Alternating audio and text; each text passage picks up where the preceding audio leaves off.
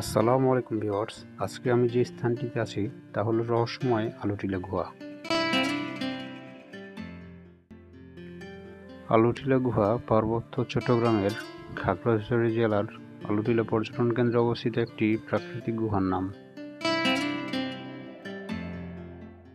স্থানীয়দের কাছে আলুটিলা গুহা মাতাই হাকর বা দেবতার গুহা নামে পরিচিত। তবে আলুটিলা পর্যটন কেন্দ্রে অবস্থিত বলে আমরা একে আলুটিলা গুহা নামেই চিনি। এটি খাগড়াছড়ির একটি নামকরা পর্যটন কেন্দ্র।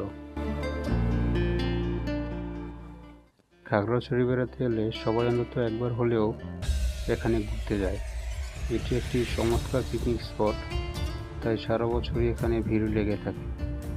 এখানকার প্রাকৃতিক সৌন্দর্য অতুলনীয়, হৃদয় ছুঁয়ে যায়।